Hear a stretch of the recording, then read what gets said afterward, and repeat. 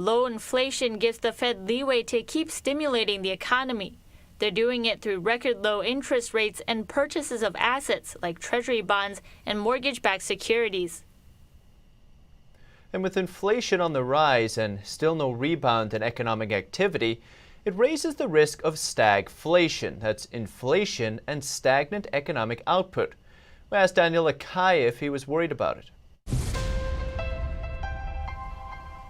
Daniel, thanks so much for coming on again.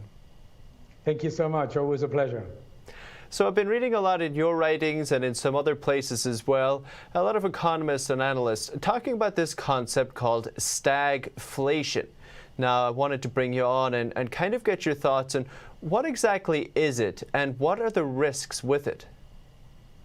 Stagflation is the economic environment in which the gross domestic product, in which the economy is not growing or there's very little growth, and prices rise.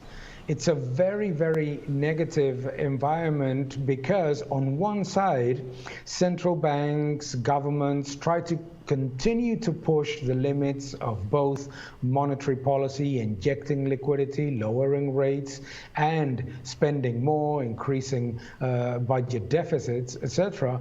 But the economy doesn't grow and prices rise. So inflation impacts the lowest levels of income in particular, and consumption decisions from households are changed significantly. So what we see, for example, in an environment of stagflation is that households need to save more, and actually what they can spend, they spend fundamentally on food and goods and services that are in the basic basket, and less so in other items that are more related to disposable income. So stagflation is a very negative situation, both for governments that want to incentivize demand, both also for central banks, but fundamentally and predominantly for households and real wages, because wages and the purchasing power of those wages also deteriorate.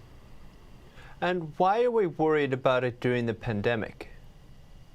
We are worried because, first, it is quite a surprise that with such an abrupt fall in GDP and such an economic impact as the pandemic has had, inflation has barely moved.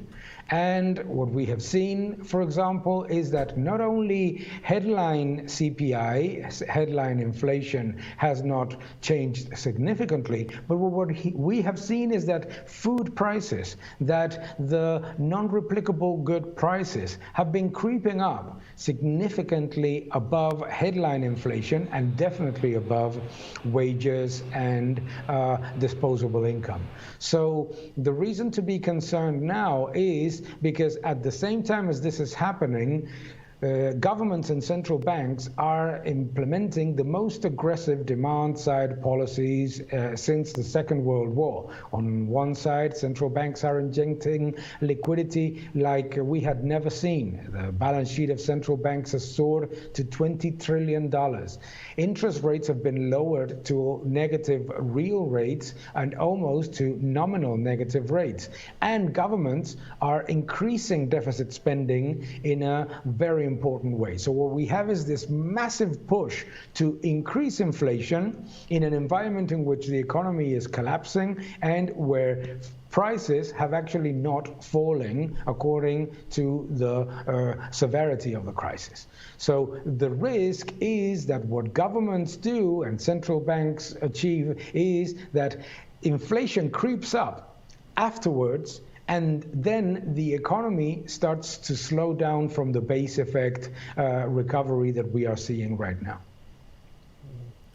Daniel, I really appreciate your explanation. We'll keep an eye on it and we'll have you back on to discuss in the future. Thank you so much. Thank you very much.